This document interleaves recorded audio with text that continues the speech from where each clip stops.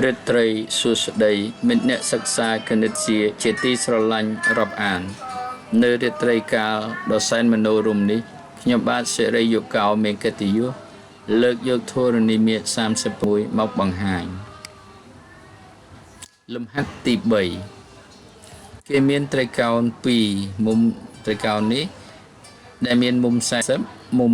105មុំ55និងមុំ80ចូលគណនាមុំ x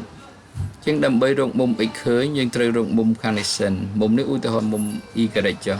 ហើយនឹងមុំនេះស្មើមុំសិតចុះជាងមើលមុំ40មុំ40បូកមុំ105បូកមុំ y ស្មើ108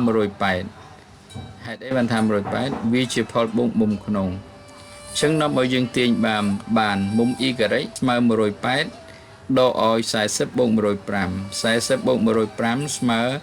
145អញ្ចឹងឃើញមុំ y នេះស្មើ35ចំណែកមុំនេះវិញមុំ55បូកមុំ80បូកនឹងមុំ70ស្មើ108ដែរជាផលបូកមុំក្នុងត្រីកោណអញ្ចឹងយើងទាញមុំស្មើនឹង108ដកឲ្យមុំ55បូក80 155បូក80ស្មើ135អញ្ចឹងនាំឲ្យយើងបាន108ដក145ស្មើ45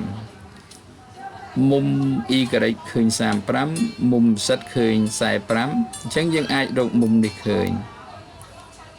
មុំនឹងយើងតាំងដោយមុំ m ចុះមុំ m បូកមុំ y បូកមុំ70ស្មើ108ជាផលបូកមុំក្នុងរបស់ត្រីកោណអញ្ចឹងនាំឲ្យយើងបានមុំ m ស្មើ108ដកឲ្យ x ដកឲ្យ y បូក70y ស្មើណែ35រកឃើញអំបញ្ញមិញ y 35និង70ស្មើ45 35បូក45ស្មើ8 108ដក8ស្មើ100ដូច្នេះមុំ x ស្មើ100មុំ x ស្មើ100មុំ x និងមុំនេះដែលរកឃើញនេះវាស្មើ100ព្រោះវាជាមុំទួលកំពូល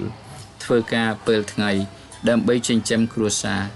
ធ្វើការពេលយប់ដើម្បីសង្គមជាតិអរគុណចំពោះការយកចិត្តទុកដាក់ស្ដាប់របស់អស់លោក